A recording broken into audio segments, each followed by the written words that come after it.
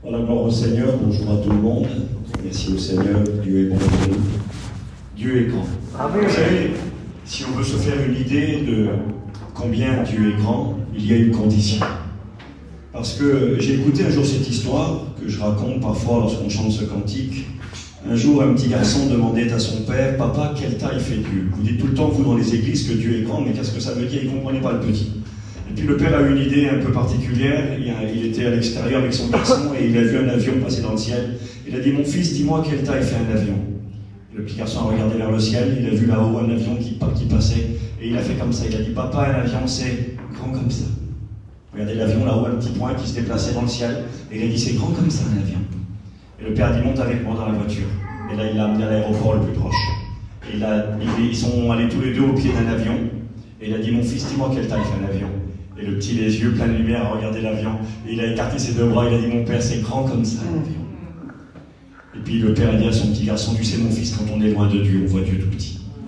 Et quand on s'approche de lui, qu'on vient à ses pieds, nos bras sont trop petits. » Et c'est pourquoi parfois on trouve Dieu petit, parce qu'on se dit, Dieu ne fait rien pour moi. Dieu ne s'occupe pas de moi, Dieu ne peut pas changer ma situation. Oui, quand on est loin de Dieu, c'est le regard que l'on a sur Dieu. Et quand on vient à ses pieds, je vous promets qu'il est grand. Amen. Alors approchons-nous de lui ce matin. Est-ce que vous êtes d'accord? Amen. Gloire à Dieu, merci. Amen. Que Dieu soit glorifié, je crois que Dieu va nous parler comme il le fait dans chacune de nos réunions, mais qu'allons-nous faire de ce que Dieu va nous dire? C'est là la question. Je pensais à cela, je le dis parfois, ça m'est arrivé il y a quelques années en arrière de participer à une réunion. C'était un étudiant de première année qui prêchait, et je me rappelle de ce message qui m'a beaucoup touché. C'était sur une place désignée, un étudiant prêchait, c'est ses départs dans la prédication. Et puis quand la réunion s'est terminée, j'ai été très content d'avoir participé à cette réunion, parce que c'était un très bon message. Je pourrais aujourd'hui prêcher encore, ça fait peut-être 20 ans maintenant, je pourrais encore prêcher ce qui a été prêché ce jour-là, tellement que ça m'a marqué, tellement que c'était bien présenté, c'était bien construit, un très bon message. S'il avait fallu mettre une note, comme à l'école des fans, avant, j'aurais mis 10 sur 10. Mais quand la réunion s'est terminée, après la réunion, on s'est retrouvé avec 2 ou 3 garçons dans une caravane, et puis on a parlé de la réunion. On avait tellement été impactés, touchés, bénis dans la réunion, qu'ensuite, on a parlé encore du Seigneur, et on s'est senti poussé à prier. On était 3-4 dans une caravane, la réunion était finie, puis là on a dit on va remercier le Seigneur, on va prier. On était tellement bien, oui, on va le faire. Et là on a prié, et quand on a prié, le Seigneur m'a dit dans mon cœur, est-ce que tu es content de la réunion de ce soir? J'ai dit, Seigneur, oui, je suis content. Tu es content? Oui, je suis très content. J'ai bien aimé le message, c'était un bon message, il a bien prêché, il a bien présenté, c'était vraiment bien. Et le Seigneur m'a dit dans mon cœur, il m'a dit, t'as rien compris la réunion de ce soir. J'ai rien compris. 20 ans plus tard, je pourrais vous prêcher le message, sûrement que je l'ai compris. Le Seigneur m'a dit, t'as rien compris. Tu l'as compris dans ta tête, tu as apprécié, tu as participé à la réunion comme un juge, mais tu n'as pas compris que c'est à toi que j'ai parlé ce soir. Vous savez, on peut apprécier une réunion, dire c'était beau, c'était bien, c'était un beau message, c'était intéressant, mais vous savez, en réalité, ce qui est important, c'est pas que ce soit un beau message, que ça soit bien présenté. Ce qui est important, c'est qu'à la fin de la réunion, ces messages nous amènent à prendre des décisions. C'est ça qui est important. C'est ça une réunion bénie. Quand on dit j'ai été béni ce matin, ça veut dire quoi être béni? Avoir été ému, je ne suis pas contre les émotions. Dieu nous a créés avec des émotions, et nos émotions nous appellent à nous réjouir, nous appellent à pleurer parfois. Hein, on est touché par le Seigneur, on est visité par le Saint-Esprit, et on peut pleurer. Certains sont baptisés dans le Saint-Esprit, on va parler en langue. Moi, je ne suis pas contre. Je parle en langue. Je suis un garçon charismatique, je crois au don spirituel. Ma femme est là pour témoigner. Dans la nuit, souvent la nuit, je parle en langue. Des fois, elle me dit toute la nuit, tu parles en langue. Je me réveille, je parle en langue dans mon lit. Donc, je ne suis pas contre cela. Mais j'ai compris qu'être béni de Dieu, c'est plus que parler en langue.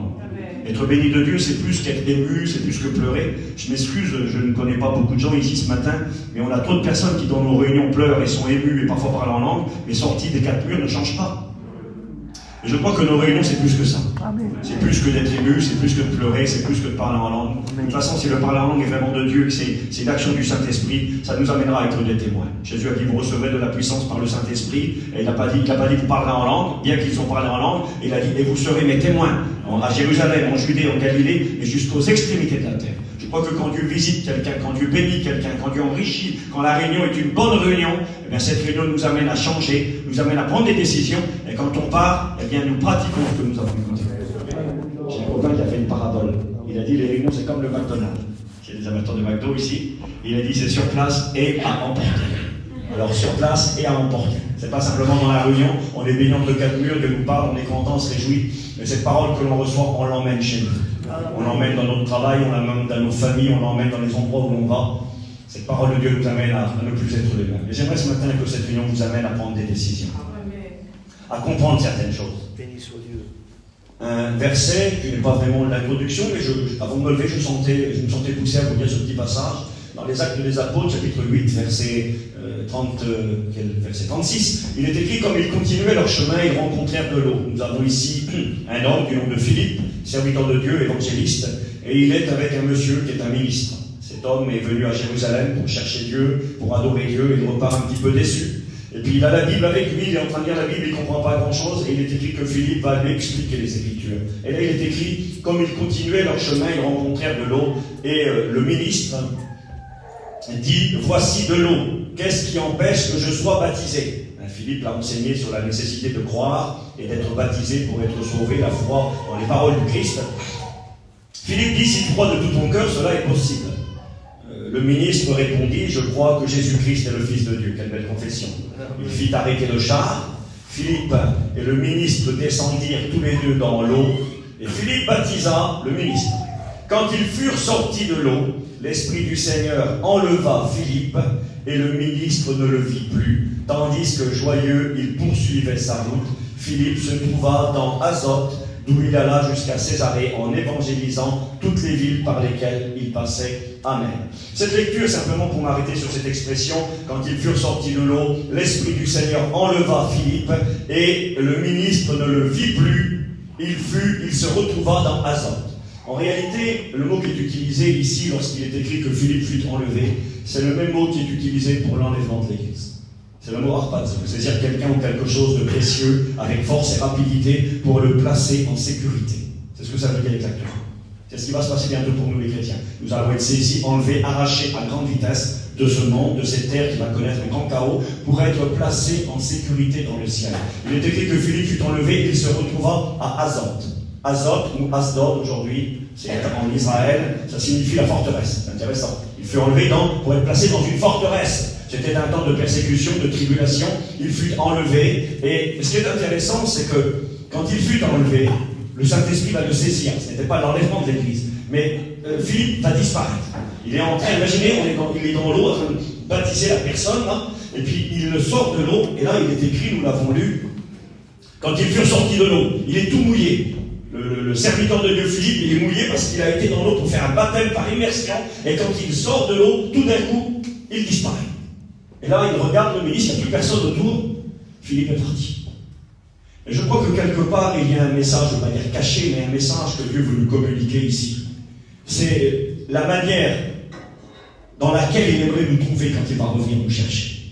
Nous avons ici un homme qui connaît un enlèvement, qui va disparaître pour réapparaître dans un autre lieu. Et quand cela se fait, il vient de faire un baptême. Il vient d'amener une personne à Jésus. Il vient d'engager quelqu'un dans la foi. Il est actif dans l'œuvre de Dieu.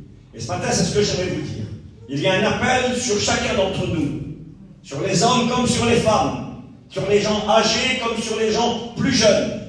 Je ne parle pas d'appel au ministère, mais un appel à se sentir concerné dans l'œuvre de Dieu et à mettre ce que nous sommes au service de Dieu. Il y a un appel sur l'Église des temps de la fin.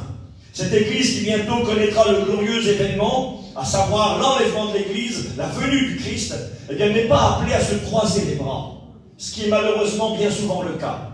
Il semblerait que dans bien des églises, je ne juge personne, et je n'ai pas de révélation particulière, mais dans bien des églises, l'œuvre de Dieu repose essentiellement, principalement, voire parfois uniquement sur les serviteurs de Dieu.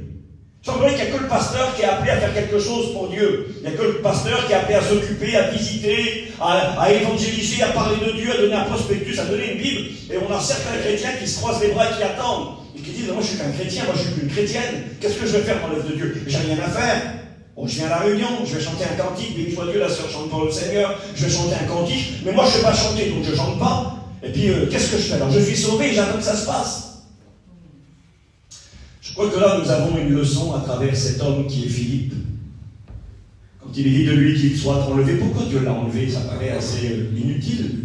Il aurait pu rentrer chez lui, en réalité, il n'était pas très loin de chez lui. Asdod, Césarée, c'est très proche. Il aurait pu faire la route à pied et rentrer chez lui tranquillement. Pourquoi le Saint-Esprit le saisit, là, il l'arrache? Je crois vraiment que Dieu veut dire, il y a un message pour ceux qui connaîtront l'enlèvement. C'est comme ça que je veux vous trouver. Je veux vous trouver investi, engagé, dans mon œuvre. Il est écrit dans l'évangile de Matthieu, au chapitre 20, Jésus va enseigner une vérité à travers une parabole. Une parabole était une histoire pour illustrer une vérité.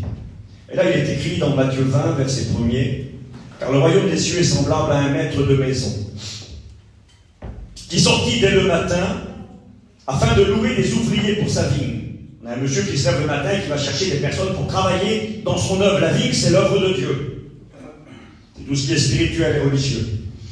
Et donc le maître se lève, et je crois que le maître s'est levé il y a 2000 ans, pour engager des ouvriers dans la moisson, l'église primitive, les fameux 120 de la Pentecôte. On parle beaucoup de l'apôtre Pierre qui se leva ce jour-là, il prêcha la parole, 3000 conversions, mais nous oublions qu'ils étaient 120. Et que parmi les 120 qui reçurent la puissance pour être des témoins, il y avait des hommes et des femmes. Il y avait Marie, la mère du Christ. Il y avait les sœurs de Jésus. Il y avait ses frères qui étaient là. Alors qu'il n'y ait pas d'amalgame, de malcompréhension, je le répète. Je ne parle pas de ministère ce matin. Je parle de service pour Dieu. Je parle de travailler pour Dieu. Et puis là, et d'être des témoins utiles entre ses mains. Et là, il est écrit que le maître se lève et il va pour chercher des ouvriers pour travailler dans sa vigne. On commençait à travailler en Israël à l'époque biblique à 6 h le matin. Et on finissait à 6 h l'après-midi. Il y avait 12 heures de travail, 6 heures. Et donc le matin, à 6 h, voici que des personnes vont travailler dans la vigne. Il est écrit, il convainc avec eux d'un denier par jour et il les envoya dans sa vigne. Un prix correct, raisonnable, normal. C'était le salaire. Un denier était le prix que l'on touchait pour une journée de travail. Et puis, le matin à 6 h, donc voici que les gens travaillent. Et il est écrit, le maître sortit vers la 3e heure, c'est-à-dire 9 h du matin. 3 heures viennent de s'écouler. Et il en vit d'autres qui étaient sur la place sans rien faire. Alors il leur dit, allez aussi à ma vigne, et je vous donnerai ce qui est raisonnable. Et ils y allèrent. Ils sortirent de nouveau vers la 6e heure, midi. Ça fait déjà 6 h qu'il y en a qui travaillent dans le champ. On est à la moitié de la journée. Et il sortit encore vers la 9e heure, 3 h de l'après-midi, et il fit de même, c'est-à-dire il invita des personnes à s'engager dans son œuvre. Étant sorti vers la 11e heure. La 11e heure, c'est 5 h de l'après-midi. La journée finie. Il reste 1 heure de boulot. Il est écrit, étant sorti vers la 11e heure, il en trouva d'autres qui étaient sur la place. Et il leur dit, pourquoi vous tenez-vous ici toute la journée sans rien faire? Ils lui répondirent, c'est que personne ne nous a loués. Alors il leur dit, allez aussi à ma vigne. Quand le soir fut venu, le maître de la vigne dit à son intendant, appelle les ouvriers et paie-leur leur salaire, en allant des derniers vers les premiers. Et en réalité, l'enseignement premier de cette parabole, je ne peux pas tricher, je dois être honnête, il est écrit qu'il va payer en premier ceux qui sont arrivés à 5 h de l'après-midi, qui n'ont travaillé qu'une seule heure. Et il dira, paye leur salaire. Combien je leur paye? Ils ont travaillé 1 heure, les autres ont travaillé 12 heures. Combien? Donne-leur un denier. Un denier? C'était le salaire qui est convenu pour une journée de travail. Donne-leur un denier. Et ceux qui ont travaillé à partir de 3 h de l'après-midi, un denier. Ceux qui ont travaillé à midi, un denier. Et ceux qui travaillent depuis le matin, un denier. Et ceux qui avaient travaillé dès le départ étaient un peu mécontents en disant, mais quelque part, c'est pas juste. Il va dire, comment c'est pas juste? Dites-moi quel est le prix qu'on avait convenu ensemble. On avait bien convenu d'un denier? Oui. C'est juste. Je fais ce que je veux, moi. Et quelque part, l'enseignement premier de cette parabole, c'est un enseignement qui nous apprend et nous rappelle que si nous sommes sauvés, c'est uniquement par la grâce. Que tu sois chrétien depuis 85 ans, ou que tu sois chrétien depuis 5 minutes, tu ne seras pas plus sauvé. C'est l'enseignement premier qui est là. C'est de nous faire comprendre qu'on ne mérite pas le salut. C'est le maître qui nous le donne. Que tu sois sauvé depuis le matin, 6 h du matin, 40 ans, 50 ans depuis le réveil, ou que je suis converti il y a 3 jours, on est sauvé, le salut le même pour chacun. Maintenant, il y a un deuxième enseignement dans cette histoire. Je crois que Christ veut nous rappeler que tout au long de l'histoire de l'Église, ici nous avons l'Église dans son histoire. Depuis le départ, il y a eu les ouvriers de la première heure, il y a eu les apôtres Pierre et les 120 de Pentecôte, il y a eu l'Église primitive de Jérusalem. Et à travers les siècles, le Seigneur a continué à construire, à bâtir son Église et à travailler avec des hommes et des femmes. Il est écrit que nous sommes ouvriers avec Dieu. Et nous, aujourd'hui, quelque part, nous sommes les ouvriers de la 11e heure. La 11e heure, c'est-à-dire l'Église de la fin. Les temps de la fin, c'est presque fini. Le Christ revient. Qu'allons-nous faire? Eh bien, le Seigneur, s'il y a 2000 ans, a été capable de lever des hommes et des femmes, de les appeler, de les responsabiliser. Ici, nous avons les ouvriers de la 11e heure. Et à ces ouvriers, le Seigneur dira, étant sorti vers la 11e heure, il en trouva d'autres qui étaient là sur la place. C'est vous et moi ce matin. Et il leur dit, pourquoi vous tenez-vous ici toute la journée sans rien faire? Allez aussi dans la vie. Je crois qu'il y a un appel, je le répète, sur nos vies. J'aimerais tellement qu'à travers cette simple réunion de ce matin, motiver des hommes, des femmes, des jeunes garçons, des jeunes filles à se sentir concernés dans l'œuvre de Dieu. À être capable de dire à la fin de cette réunion, mais j'ai compris la parole de Dieu ce matin. Comme Philippe fut enlevé tout mouillé, quel bonheur, tout mouillé. Il venait de baptiser quelqu'un. Il n'a pas été enlevé, et je fais le procès de personne. Il n'a pas été enlevé sur un marché en train de vendre, faire son commerce. Il n'a pas été enlevé sur un toit en train de changer une toiture ou repeindre une maison. Il n'a pas été enlevé avec un bout de chiffon à la main pour mes sœurs en train de faire leur ménage. C'est pas un mal, toutes ces choses. C'est les choses de la vie. Mais il n'y a pas que ça. C'est là le problème. Parfois, on ne vit que pour les choses de la terre. Travailler, gagner des sous, faire ses affaires, nettoyer sa maison, acheter une auto, un camion. Ils achetaient, ils vendaient, ils bâtissaient, ils construisaient. Que les choses de la terre. Et il est où Dieu là-dedans? Et Dieu te dit quelque part ce matin, je suis où dans ta vie, moi? Qu'est-ce que tu fais pour moi? Quelle place as-tu pour moi dans ta vie? Que Dieu nous y aide, frères et sœurs. Je me rappelle d'écouter ce beau témoignage. Un homme âgé, malade, à l'hôpital, un vieux chrétien, 80 quelques années, en fin de vie. Et là, dans l'hôpital, il y est resté pendant quelques mois avant de partir dans la gloire. Et jusqu'au dernier jour, jusqu'à ce qu'il parte dans la gloire, il a amené plein de personnes à Jésus. Son compagnon de chambre s'est converti. La petite infirmière qui venait le visiter, il l'a amené au Seigneur. Je ne sais même pas si le docteur aussi ne s'est pas converti. Il a travaillé jusqu'au bout et il a rendu son dernier souffle et il est parti. Et en partant, il a regardé les docteurs, il a regardé son compagnon de chambre et sa petite famille. Il quittait la terre et il leur a dit see you soon, on se revoit bientôt. Il avait ramené des changés sur mon parti aussi. Que c'est beau. Que Dieu nous y aide. Alors certains vont dire ce matin, écoute Steve, t'es bien gentil, c'est bon, on comprend le message, on a compris, donc ça y est, Jésus va revenir bientôt, puis on est les ouvriers de la 11e heure et il nous invite à travailler dans son champ et à être un petit peu des Philippe qui avant l'enlèvement, eh bien, seront concernés par l'œuvre de Dieu. Oui, mais qui suis-je moi? Là il y a la question, mais qui suis-je? Qu'est-ce que moi je peux faire? Je vois mes sœurs qui sont là, un peu plus âgées que moi, qui me disent, mais qu'est-ce que je peux faire moi? Est-ce qu'une personne plus âgée peut faire quelque chose? Est-ce qu'une sœur plus âgée? Est-ce qu'une jeune personne peut faire quelque chose pour Dieu? Regardez ce qu'il est écrit dans Jérémie. Je vais vous parler d'un personnage ce matin, d'un homme en particulier. Dans Jérémie chapitre 5, verset 1er, Jérémie le prophète parle, poussé par l'Esprit de Dieu. C'est Dieu qui parle par le prophète et qui dit ceci. Parcourez les rues de Jérusalem. Alors on va enlever Jérusalem ce matin, puis on va mettre Narbonne, d'accord? Alors Marc Narbonne, vous êtes la plupart de vous entre vous de Narbonne. Parcourez les rues de Narbonne. Regardez. Informez-vous. Cherchez. Vous voyez pas comment Dieu insiste, hein? Parcourir, regarder, s'informer et chercher. Dieu veut vraiment pas que ça passe à travers les mailles. Il regarde vraiment partout, dans chaque rue, dans chaque endroit. Parcourez, regardez, informez-vous, cherchez dans les places. S'il s'y trouve un homme, on va dire ce matin une personne, une femme, s'il y en a un qui pratique la justice et s'attache à la vérité, et je pardonne à Jérusalem. Parcourez la ville de Jérusalem. Et s'il y a quelqu'un là, dont je peux me servir, qui acceptera d'être utile entre mes mains, qui pratiquera ma parole, qui se sentira concerné par mon œuvre, parcourez, regardez, informez-vous, cherchez. S'il s'y trouve un homme, s'il y en a un, je pardonne à Jérusalem. Je crois que ce matin, Dieu est en train de chercher dans notre pays, dans nos régions, dans nos villes et villages. Il est en train de chercher ces hommes et ces femmes qui sont prêts à lever la main et dire moi je réponds à Dieu. Je veux être cet homme, je veux être cette femme ce matin, dans les mains de Dieu, avec lequel Dieu pourra communiquer la vie et la bénédiction. Vous connaissez peut-être un petit peu mieux Ézéchiel 22:30. Dieu dit, je cherche parmi eux un homme qui dresse un mur, qui se tienne à l'écart et qui intercède en faveur du pays, afin que je ne détruise point. Mais le constat est là, Dieu dit, mais je n'en trouve pas. C'est terrible, hein? Il n'en trouvait pas parmi le peuple d'Israël. Que Dieu puisse en trouver parmi nous ce matin. J'ai noté, pour ceux qui peut-être se diront et se disent, mais Steve, je le répète, qui suis-je? Rappelons-nous lorsque Dieu appellera le jeune Gédéon pour devenir un juge en Israël, un libérateur. Gédéon répondra un petit peu ce que nous répondrions, ou peut-être ce que nous disons. Mais qui suis-je? Je suis le plus petit. Ma famille la plus petite, on est les plus pauvres. On n'a rien et on n'est rien.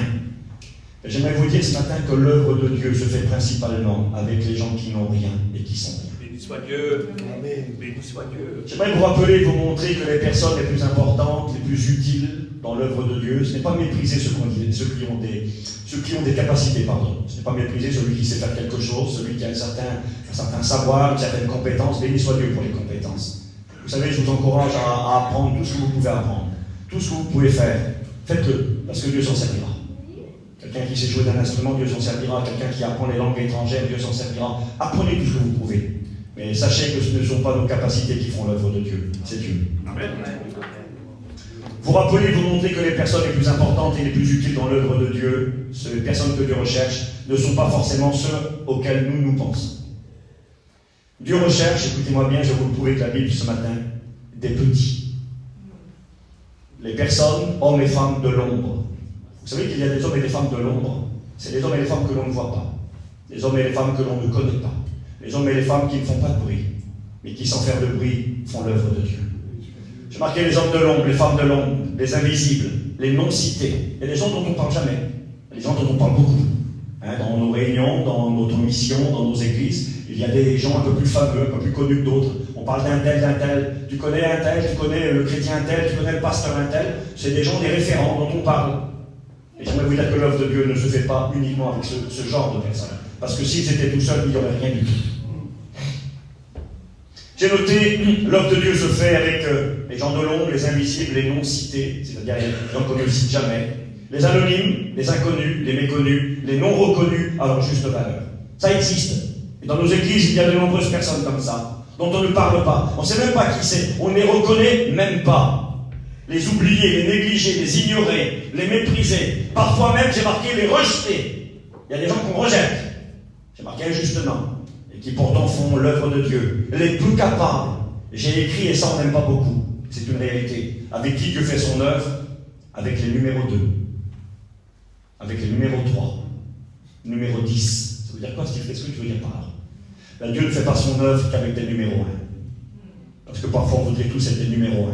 C'est le number 1. Celui qui est devant, celui dont on parle, celui que tout le monde regarde, celui que tout le monde veut être avec lui, celui qui est connu de tous.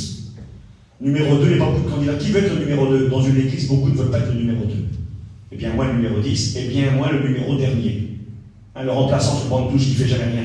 Qui est là en train d'attendre, mais quand un but est marqué, il se lève, il est content, l'équipe a gagné. Qu'est-ce qu'il a fait? Il a fait quoi? Il a fait la Coupe du Monde, oui, il était à la Coupe du Monde, il n'a pas joué une seule fois. Il a resté tout le long sur le banc de touche. Oui, mais c'était sa place. Parce que s'il y avait eu besoin de lui, il était là. Il était prêt, il s'était préparé, il avait fait tout ce qu'il fallait, il avait son rôle à jouer. Et quand l'équipe a gagné, quand le numéro 10 a marqué le but devant, toute l'équipe est contente, le gardien de but est content, le remplaçant est content, et tout le monde est content.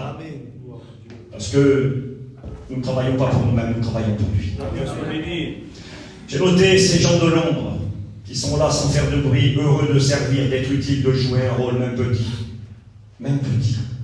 C'est là le problème. Le problème, il est que parfois nous pensons et nous croyons que pour être utile à Dieu, il faut faire des grandes choses. Nous croyons que pour être utile à Dieu, il faut être quelqu'un dont on parle, quelqu'un qui fait quelque chose qui en est plein la vue à tout le monde. Mais travailler dans le silence, dans l'ombre, sans faire de bruit.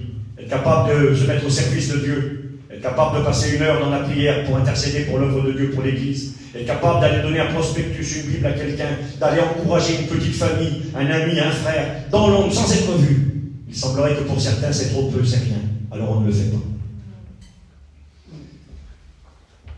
Des hommes et des femmes capables de faire ce que Dieu demande d'eux à la place où Dieu les veut, avec sérieux. Je les ai appelés, ces hommes-là et ces femmes-là, c'est une appellation un peu étrange, mais je vais argumenter avec la Bible. Je les ai appelés les hommes Saint-Esprit et les femmes Saint-Esprit. Comment peux-tu appeler un homme l'homme Saint-Esprit ou la femme Saint-Esprit? Le Saint-Esprit dans la Bible, il est la 3e personne de la divinité. C'est celui que l'on n'adore pas. C'est celui que l'on ne prie pas. C'est étonnant, vous savez que c'est un peu choquant quand dans une église on écoute quelqu'un qui dit « Béni sois-tu Saint-Esprit, je te loue Saint-Esprit, merci Saint-Esprit, béni Saint-Esprit ». C'est choquant parce que dans la Bible on ne voit pas de telles prières. Il y a un seul verset qui pourrait laisser ressortir, et encore c'est dans un contexte particulier, c'est Ézéchiel 37. C'est le seul endroit où une fois il est écrit par l'Esprit. C'est lorsqu'il y a la parabole des ossements desséchés, où Dieu va montrer à son prophète Israël qui va connaître une déportation qui sera quasiment détruite, une vallée remplie d'ossements, des os qui sont secs et qui sont morts. Et là, le Seigneur dira au prophète, il dira, regarde, et puis il va voir les os commencer à bouger, se rapprocher, former un squelette, un corps, de la chair va pousser, mais le corps est mort. Et puis là, Dieu dira au prophète, parle à l'esprit, et dit à l'esprit, souffle sur ses os et qu'il revive. C'est le seul verset. Mais nous ne voyons jamais dans la Bible de passage où nous sommes appelés à prier. Jésus a dit, quand vous priez, dites notre Père qui est aux cieux, que ton nom soit sanctifié. On prie le Père, aucun problème. Peut-on prier Jésus? On a des exemples, oui. On a Étienne qui, devant la lapidation, devant la mort, dira, Seigneur Jésus, reçois mon esprit. On a l'apôtre Paul qui dira 3 fois, j'ai prié le Seigneur. de me délivrer. Donc, prier Jésus, on trouve. Prier le Père, on trouve. Prier le Saint-Esprit, on trouve pas. Le Saint-Esprit, c'est celui qu'on a appelé l'agent de Dieu, celui par qui tout se fait, celui sans qui rien ne se fait. Il est là dès le commencement. Au commencement, Dieu cria les cieux, Dieu cria la terre devint informe et vide, et l'Esprit de Dieu se mouvait sur les eaux. L'Esprit de Dieu, il est là dès le départ. Il est créateur avec Dieu le Père et Jésus le Fils. Il est omniscient, omniprésent, omnipotent. Il est Dieu, il est à l'œuvre, et pourtant il est tout le temps caché. Les Actes des Apôtres, qui est le livre qui va relater l'histoire de la naissance de l'Église, eh bien, en réalité, même son nom a changé, parce que ce livre s'appelle également les Actes du Saint-Esprit. Parce que c'est le livre qui parle le plus de l'action du Saint-Esprit. Le Saint-Esprit est là dès le départ, il baptise les gens, il les conduit, il leur parle, il les qualifie, il se sert d'eux, il se manifeste, il est écrit. L'Esprit, on le voit, Philippe. L'Esprit est là à l'œuvre tout au long de ce livre, mais même là, on a changé le nom du livre, on l'a appelé le livre des Actes des Apôtres. Comme si c'était acte, ça veut dire une action. Comme si c'était les apôtres qui avaient fait. Les pauvres apôtres sans Saint-Esprit n'auraient pas fait grand-chose. C'est le Saint-Esprit qui est à l'œuvre dans tout ce livre-là. Le Saint-Esprit, c'est celui qui se cache, celui qui ne fait pas de bruit, celui que l'on ne remarque pas, celui que l'on ne considère pas, mais qui, pourtant, est essentiel, parce que sans lui, rien n'arrive. Il est indispensable. Ce matin, le Saint-Esprit est au milieu de nous. Ce matin, le Saint-Esprit habite en nous. 1 Corinthiens 3, verset 16. Ne savez-vous pas que vous êtes le temple de Dieu et que l'Esprit de Dieu habite en vous? L'Esprit de Dieu habite en nous. Il est le consolateur qui nous conduit, qui nous dirige. Il est celui qui est là avec nous pour l'éternité. Et pourtant, parfois, on ne le considère pas. Eh bien, il est question d'un homme dans les Actes des Apôtres, au chapitre 4, versets 32 à 37, qui est un personnage essentiel de la Bible et du Nouveau Testament et de l'histoire de l'Église. Sans ce personnage, nous perdons la moitié du Nouveau Testament. Nous perdons toutes les épîtres de Paul et nous perdons un évangile.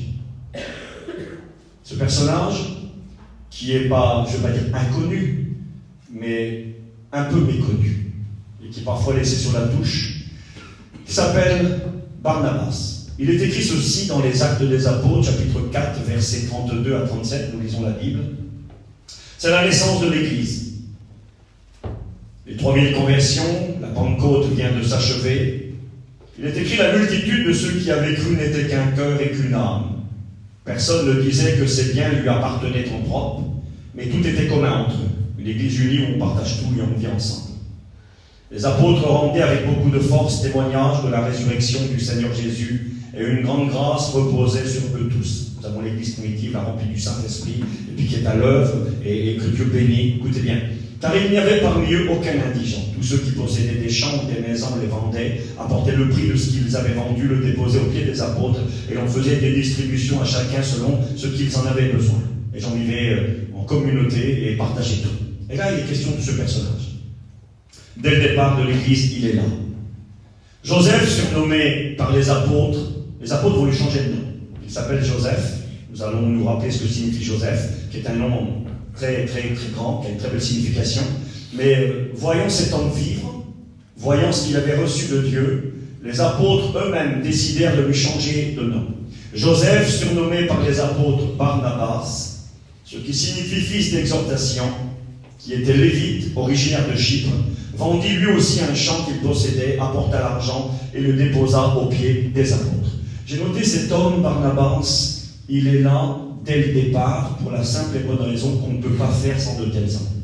Je le répète, sans le Saint-Esprit, nous ne pouvons rien faire, et sans les Barnabas dans nos églises, il ne se passera pas grand-chose. Il est là dès le départ.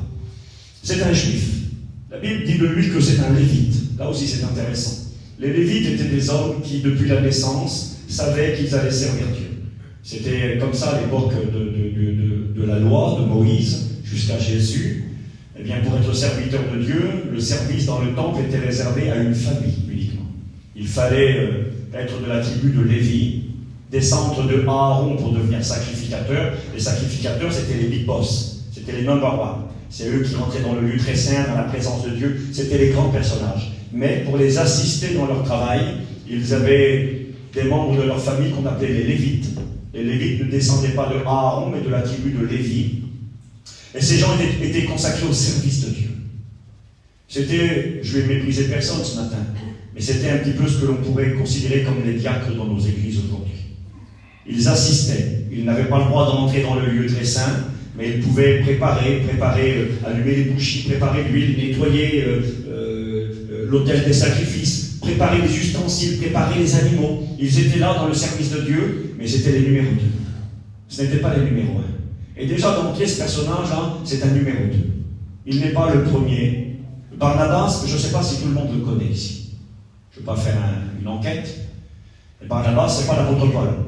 Barnabas, ce n'est pas Jean et Jacques, les fils de Zébédée, les apôtres, l'apôtre de l'amour, l'apôtre de la prière, Jacques, ou ce n'est pas non plus Pierre, l'apôtre de la foi. On connaît bien Pierre, on connaît bien Jean, on connaît bien Jacques, on connaît bien Paul. Il y a des personnages qui reviennent, le roi David, il y a des personnages de Moïse, des grands. Et Barnabas, certains pourraient dire, mais moi je ne sais pas qui c'est Barnabas. Qu'est-ce que tu peux nous dire sur cet homme? Il s'appelle Joseph. Son nom signifie élevé, ajouté, augmenté. C'est le nom célèbre qui fut donné à l'un des fils de Jacob. Jacob eut un fils qui s'appelait Joseph et qui fut un héros en Israël. C'est pour ça qu'il est plein de Joseph. Le père adoptif de Jésus s'appelle Joseph. L'un des frères de Jésus, son frère, l'un de ses frères s'appelle Joseph. Il est écrit que Jésus avait 4 frères, Jacques, Joseph, Simon et Jude. Il y avait des Joseph partout. Parce que Joseph était un héros. Joseph était le jeune homme qui, âgé de 17 ans, choisi de Dieu pourtant, fut trahi par ses frères, vendu, pour devenir un esclave en Égypte. Vous connaissez son histoire. Et puis après, il finira en prison injustement. Et âgé de 30 ans, il sortira de prison. Et puis il deviendra le dirigeant du pays d'Égypte, le ministre qui conduit le pays. Et puis des années plus tard, au bout de 22 années, il retrouvera ses frères. Il pardonnera ses frères et il deviendra le moyen de salut pour Israël et pour le monde entier. Joseph est un grand personnage, celui qui fut rejeté mais qui devint le sauveur de ses frères, le sauveur de son peuple. Il est tellement important ce Joseph qu'on a donné son nom au Messie, au Christ. Jésus, il est appelé dans la littérature juive, il est appelé le Messie, plus exactement le Christ, il est appelé le Ben Yosef, le fils de Joseph, et le Ben David, le fils de David. Parce que les Juifs, quand ils lisent la Bible, ils ont cette vision, cette compréhension. Selon eux, ils se trompent. Ils croient qu'il y a 2 Christ, 2 Messies qui vont arriver, 2 sauveurs du monde. Et ils n'ont pas compris que c'était le même qu'allait venir 2 fois. Ils l'appellent le Ben David, c'est-à-dire le Messie glorieux qui vient pour délivrer Israël et chasser l'ennemi, le guerrier, le conquérant. Le Ben Yosef, ça veut dire le fils de ce Joseph-là. Celui qui est trahi, celui qui est vendu, celui qui souffre, mais qui est le sauveur de ses frères. Parce que quand on lit Ésaïe 53, quand on lit Ésaïe 52, quand on lit le psaume 22, on s'aperçoit que le Messie doit souffrir, doit être rejeté, doit être l'iniquité, il doit payer le prix pour l'iniquité, pour les péchés, le châtiment qui nous donne la paix doit tomber sur lui. Il se rend compte de tout cela, certains lecteurs de la Bible. Alors ils m'ont appelé le Ben Yosef, allusion à ce Joseph. Quel beau nom qu'il a, Barnabas. Il s'appelle Joseph. Donc allusion à cet homme qui, j'ai noté, qui est capable de se donner pour ses frères, qui aime ses frères, qui pardonne ses frères et qui sauve ses frères. Il aurait pu garder ce nom, quel beau nom qu'il a. On va continuer à l'appeler Joseph, c'est beau son nom. Et là, les apôtres, le voyant vivre, vont décider de changer son nom en Barnabas. Alors dans nos Bibles, c'est marqué, nous l'avons lu, il fut surnommé par les apôtres Barnabas, ce qui signifie fils d'exhortation. Ça ne nous avance pas à grand-chose. Exhortation, c'est un mot compliqué. Exhorter quelqu'un, c'est inciter à faire quelque chose. C'est le pousser, l'encourager à faire quelque chose. Mais en réalité, quelque chose qu'on comprendra mieux, Barnabas, ça veut dire en réalité le fils de la prophétie. Le fils de la prophétie. Et quand il est écrit qu'il est le fils d'exhortation, le mot qui est utilisé en grec, je le dis parce que c'est utile, c'est le paraklésis. Parce qu'il était fils du paraklésis. Et paraklésis, c'est le mot consolateur. C'est le mot qui est donné au Saint-Esprit. C'est écrit dans Jean 14, versets 16 à 26, et 26, Jean 16, verset 7. Dieu dit, je vous enverrai, dit le Christ, le consolateur. Il vous conduira dans toute la vérité. Il sera avec vous, il sera en vous. L'esprit de vérité que le monde ne peut recevoir. Et quand le Seigneur dit, je vous enverrai le consolateur, c'est le mot paraklétos. C'est le même mot. Alors, je dis ça parce qu'il y a une raison. Fils de la prophétie, fils du consolateur, ça veut dire exactement celui qui encourage les autres, celui qui console, celui qui aide, celui qui exhorte, celui qui réconforte, celui qui rafraîchit. C'est beau ça. Et les apôtres ont décidé d'appeler cet homme Joseph, celui qui augmente, celui qui ajoute, le sauveur d'Israël. On va changer ton nom. On va t'appeler fils du Saint-Esprit. C'est ce que ça veut dire, ça. Parce qu'on a vu en cet homme les qualités du Saint-Esprit. On a vu dans cet homme Joseph, surnommé Barnabas, dont il est dit qu'il était rempli du Saint-Esprit. Acte 1, verset 24. Il est dit de lui que c'était un homme de bien, plein d'Esprit Saint et plein de foi. Et quand ils l'ont vu, ils ont dit, Joseph, c'est beau, c'est grand. Mais nous, on va t'appeler le fils du consolateur. On va t'appeler le fils de celui qui encourage, qui console, qui aide, qui exhorte, qui réconforte, qui rafraîchit. J'ai marqué comme un verre d'eau fraîche. Quand tu as bien soif, tu n'as pas besoin qu'on te fasse la morale ou qu'on donne un cours sur l'eau. Tu as besoin qu'on te donne un verre d'eau et que tu le bois. Et quand il est frais, tu apprécies puis tu te réjouis. Joseph était cet homme-là. Barnabas était cet homme qui fait du bien, sans faire de bruit. Cet homme qui, dans le silence, et on va le voir, était capable de s'occuper de ceux dont personne ne veut s'occuper. Dans les Actes des Apôtres, au chapitre 9, verset 26, il sera à nouveau question de ce fameux Barnabas, un petit peu tout au long des Actes des Apôtres, au départ, jusqu'au chapitre 13. Il sera question de lui, même au chapitre 14, chapitre 15, mais à un moment donné, on ne parlera plus de lui. On va voir pourquoi. Lisons ensemble dans les Actes au chapitre 9, verset 26 à 30. On va même commencer un petit peu plus tôt, verset 23. Il est question de la conversion d'un dénommé Saul de Tarse. Saul de Tarse, plus connu sous le nom de l'apôtre Paul. C'est ce qu'il deviendra plus tard. Mais avant d'être l'apôtre Paul, il fut Saul de Tarse. Saul de Tarse, c'est qui? Saul de Tarse, à l'époque, c'est l'ennemi public, l'ennemi numéro 1 pour l'Église. C'est un persécuteur, un meurtrier, un assassin. Il est écrit dans Acte 1, verset 1er. Saul respirait encore la menace et le meurtre contre les disciples du Seigneur. Et il alla demander des lettres pour les jeter en prison. Il jetait les chrétiens en prison, il persécutait, il tuait les chrétiens. Saul de Tarse, c'était un Oussama Ben Laden, c'était un terroriste pour l'Église. Et voici que Saul de Tarse va rencontrer le Seigneur sur le chemin de Damas. Vous avez tous écouté parler de la conversion de cet homme. Et là, il est écrit, au bout d'un certain temps, les Juifs se concertèrent pour tuer Saul de Tarse dans la ville de Damas. Et leur complot parvint à la connaissance de Saul. On gardait les portes jour et nuit afin de lui ôter la vie. Mais pendant une nuit, les disciples le prirent et le descendirent par la muraille dans une corbeille.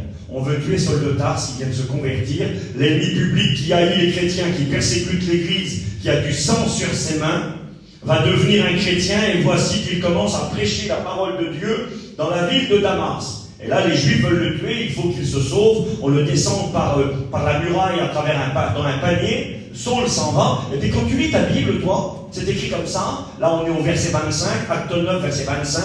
Pendant une nuit, les disciples le prirent, le descendirent par la muraille dans une corbeille. Verset 26. Lorsqu'il se rendit à Jérusalem, Saul tâcha. Tâcha, ça veut dire essayer essaya de se joindre aux disciples. Mais tous le craignaient, ne croyant pas qu'il fût un disciple. Alors Barnabas le prit avec lui, Saul de Tarse. Quand il est écrit le prit avec lui, le mot grec dit il le prit par la main. Vous savez, quand on fait cette lecture, on a l'impression que Saul de Tarse, là, il se convertit là-bas à Damas, on commence à parler de Jésus, il faut qu'il se sauve. Et là, quand on lit ça, c'est le verset qui suit. Il va se rendre à Jérusalem, et puis il va essayer de rencontrer les chrétiens, les serviteurs de Dieu. Vous êtes avec moi. En réalité, ici, là, entre le moment où Paul, le Saul de Tarse, Paul, plus tard, quitte Damas et vient à Jérusalem, il y a 3 ans qui se sont écoulés. 3 années. Steve, comment tu sais ça? C'est pas marqué. Si, c'est marqué. C'est marqué dans le livre de l'Épître aux Galates, la lettre aux Galates, chapitre 1, verset 17. Regardez, je vais vous le lire. Il y a une raison pour cela. Galates 1, verset 17. Regardez ce qu'il est marqué. Verset 15. Mais lorsqu'il plut, Paul dira à celui qui m'avait mis à part dès le sein de ma mère et qui m'a appelé par sa grâce, sa conversion à Damas, de révéler en moi son fils, afin que je l'annonce aussi aux païens. Il dit, je ne montai point à Jérusalem vers ceux qui furent apôtres avant moi, mais je partis pour l'Arabie. Puis je revins encore à Damas. 3 ans plus tard, je montai à Jérusalem. C'est marqué. Donc il n'est pas arrivé du jour au lendemain après sa conversion. Des années sont écoulées. Pourquoi est-il parti c'est écrit, excusez-moi, en Arabie? On ne sait pas. Il y a plein de suppositions, mais ce qui est intéressant, vous pouvez lire, dans l'Épître aux Galates, il dit qu'il va en Arabie, et un peu plus loin, au chapitre 4, verset 25, il dira qu'en Arabie, il y a le mont Sinaï. Donc on peut penser que Paul est parti là-bas d'une retraite spirituelle, au mont Sinaï, la montagne de Dieu, là où Dieu avait parlé à Moïse. On pense qu'il est parti dans cette région du monde pour avoir une communion et pour que Dieu le forme. Enfin bref, 3 années plus tard, ça fait des années qu'il est converti. Ça fait des années qu'il s'est donné à Dieu. Il décide de monter à Jérusalem. Et là, quand on lit dans les Actes, eh bien, il est écrit qu'il va essayer de se joindre aux disciples. Il tâcha de se joindre à eux, mais ça n'a pas été possible. Soi-disant, apparemment, ils avaient peur de lui, l'ancien meurtrier.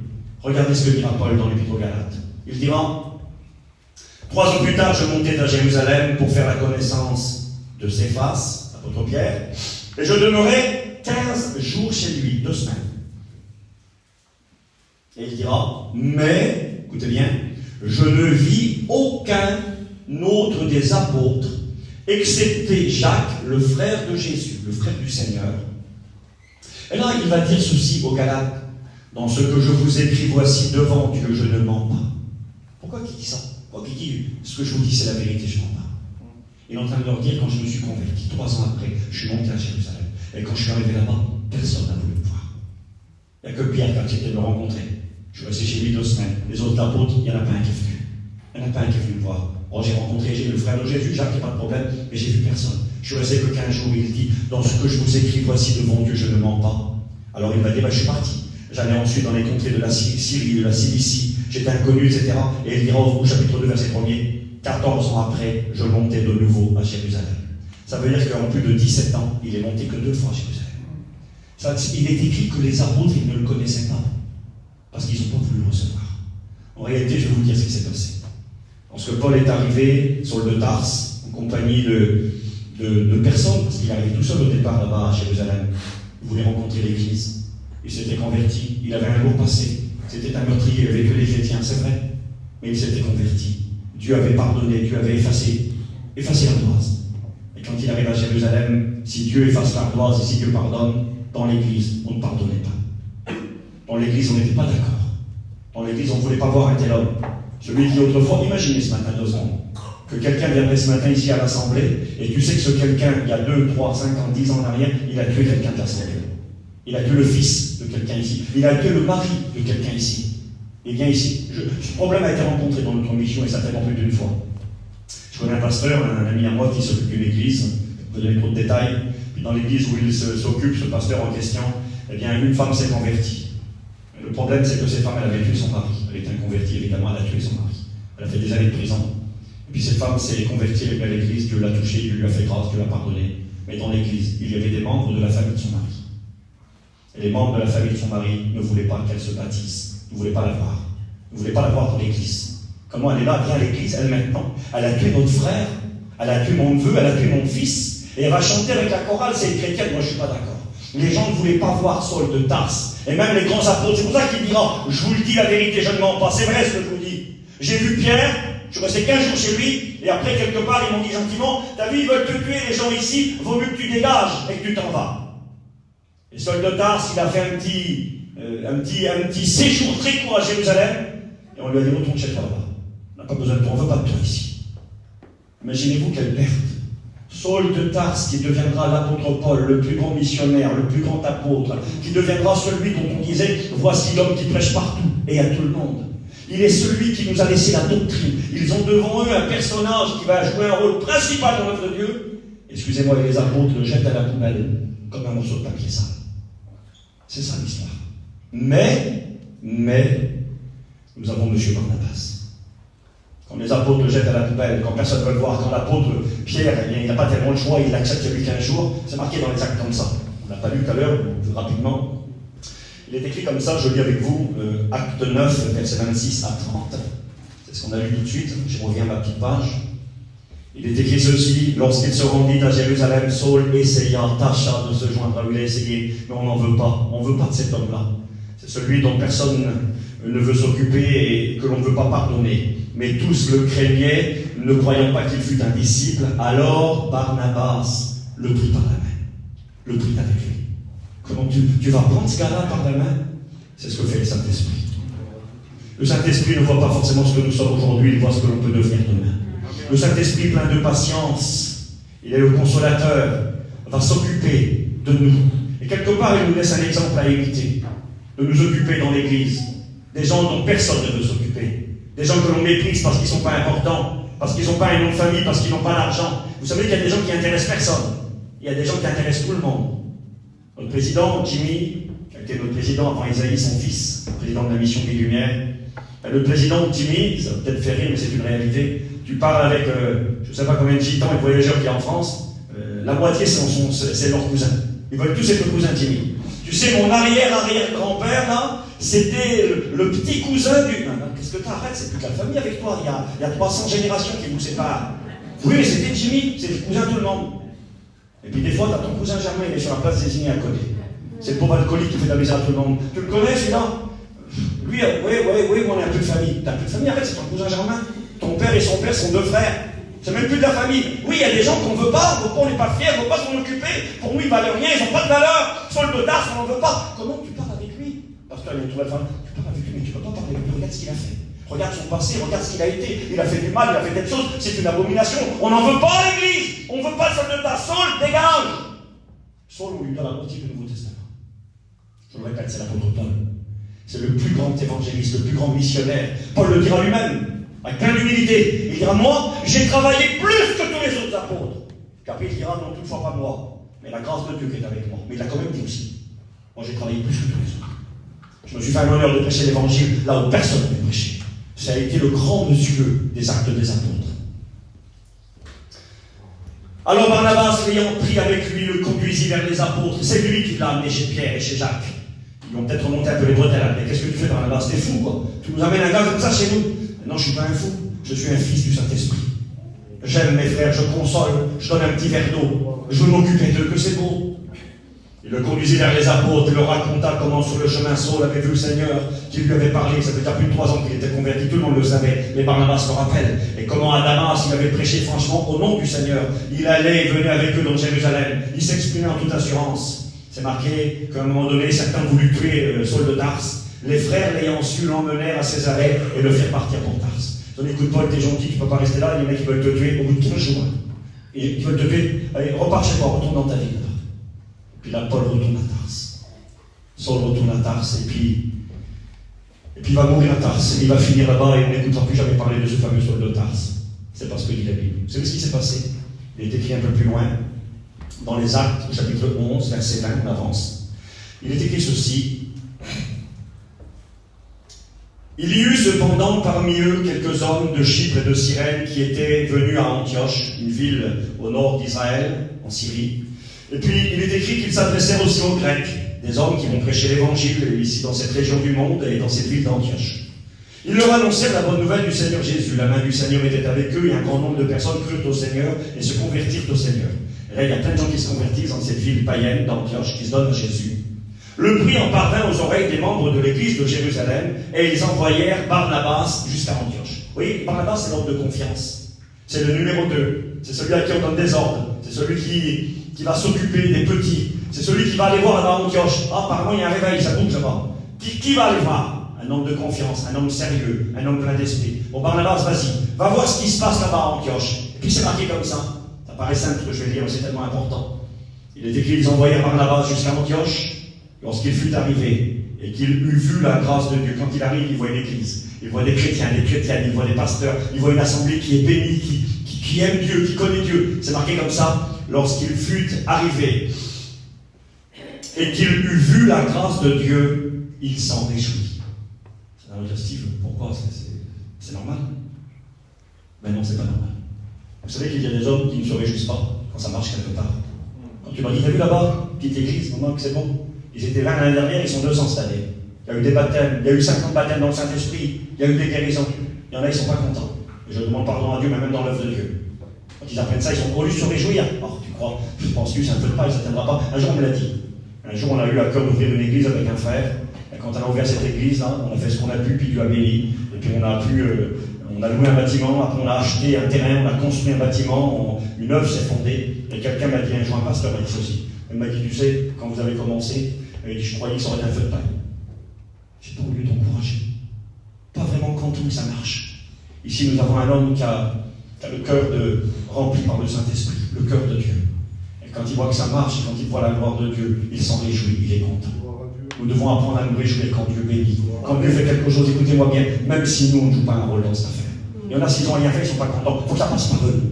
Si ça ne passe pas par eux, Quand il y a un réveil qui se passe à 20 km, les choses se produisent. Oui, mais c'est pas moi qui ai été. Ah, penses-tu, ça ne durera pas, on les connaît, les gens ont été vers eux, ça ne tiendra jamais. Mais non, mon frère, réjouis-toi. Merci Seigneur, il a fait ce que tu n'as pas pu faire. Il a été capable, Dieu l'a utilisé, Dieu s'est servi de lui, Dieu a ouvert une porte. Réjouis-toi de l'œuvre de Dieu. On vit un temps où les gens ne se réjouissent plus de l'œuvre de Dieu. On se réjouit des choses de la terre, on ne se réjouit pas quand Dieu bénit, quand Dieu guérit. Une catastrophe a lieu, un scandale a lieu. Tout le monde en parle sur les réseaux sociaux, tout le monde s'en voit la nouvelle. Une guérison a lieu, des conversions ont lieu, personne n'en parle.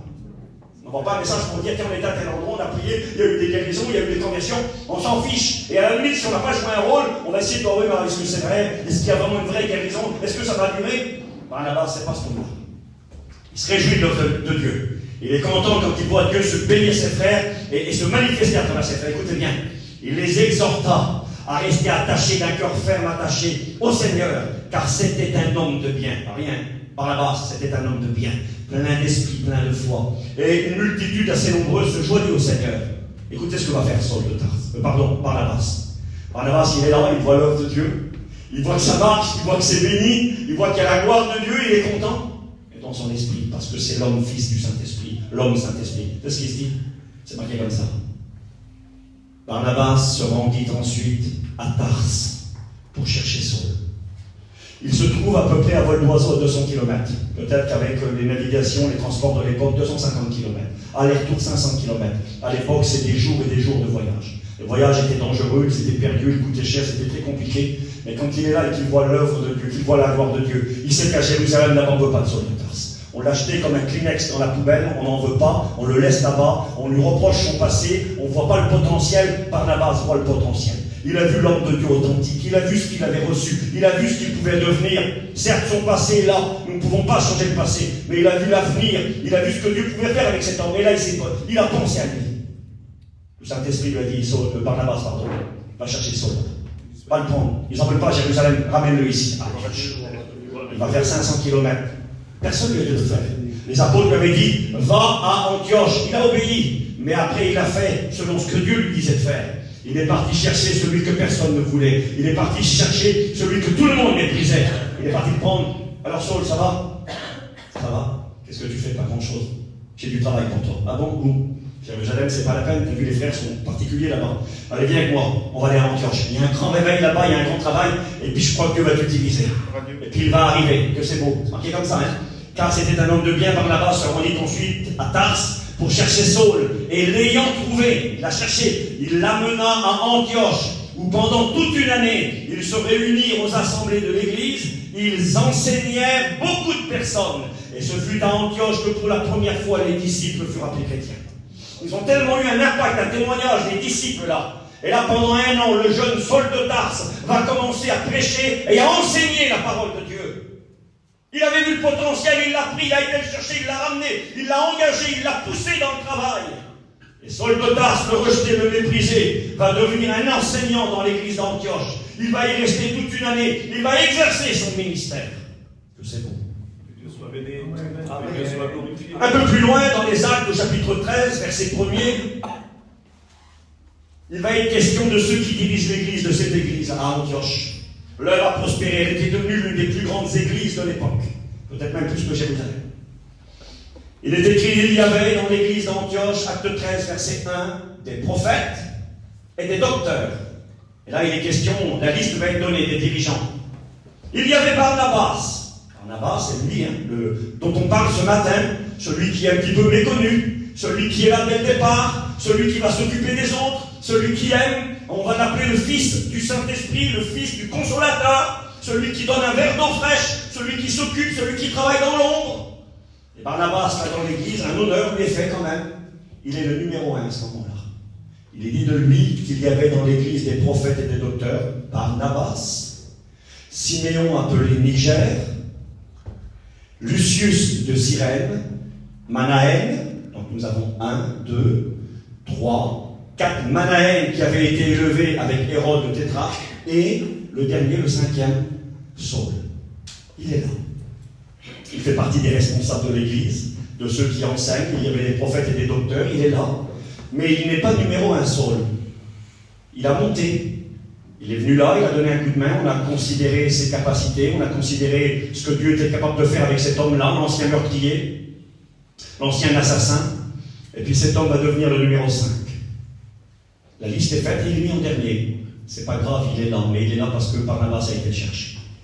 Il est écrit pendant qu'ils servaient le Seigneur dans leur ministère et qu'ils jeûnaient, le Saint-Esprit va dire, mettez-moi à part Barnabas et Saul pour l'œuvre à laquelle je les ai appelés. Barnabas et Saul furent envoyés par le Saint-Esprit. Écoutez-moi, Saul et Barnabas vont devenir des apôtres. Changement de ministère. Ils étaient docteurs et prophètes. Voici qu'ils sont appelés à devenir des apôtres. Apôtres signifie des envoyés.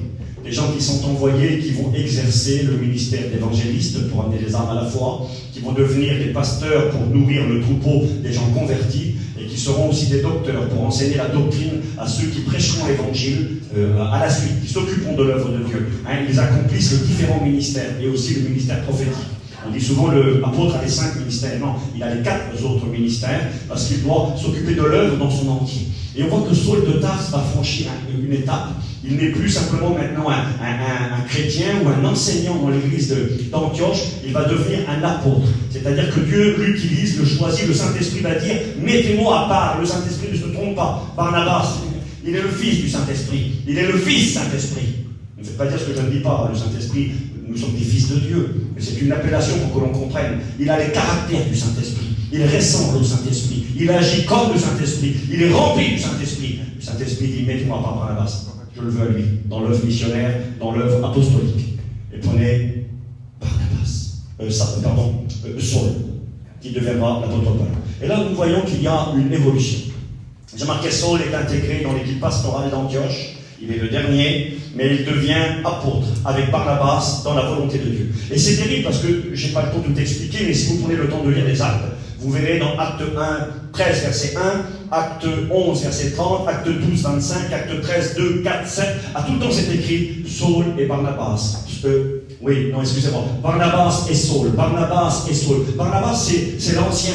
C'est celui qui est là avant. C'est celui qui s'est occupé du petit, du jeune, qui était méprisé, qui était rejeté. Et tout le temps, et c'est normal. On met l'ancien en premier. On dit Barnabas et Saul. Mais, à partir du chapitre 13, verset 43, ça ne deviendra plus Barnabas et Saul. Ça deviendra Paul et Barnabas. Et nous voyons que Barnabas devient le numéro 2. Et vous savez ce qui est beau dans cette histoire? Quand on dira plus Barnabas et Saul, Barnabas et Paul, quand on dira Paul et Barnabas tout le temps après, eh bien Barnabas, ça ne le dérange pas. Ça ne le dérange pas. Il est écrit que, vous lirez dans Acte 14, verset 12, qu'ils vont arriver dans une ville qui s'appelait la ville de Lystre. Et puis là, ils vont faire la réunion, Paul et Barnabas. Et qui est-ce qui prêche? C'est Paul qui prêche. Et quand Paul prêche, il y a des miracles qui se produisent. Barnabas est à côté. Et ces gens qui sont des païens vont dire, mais les dieux sont venus vers nous sous forme humaine. Ils croient que c'est des dieux, ces gens-là. Tellement leur message, la gloire qui les accompagne, les miracles qui les accompagnent. Et puis il est écrit qu'ils vont appeler Barnabas Jupiter et qu'ils vont appeler Paul Mercure. Alors qu'est-ce que ça nous apporte ça?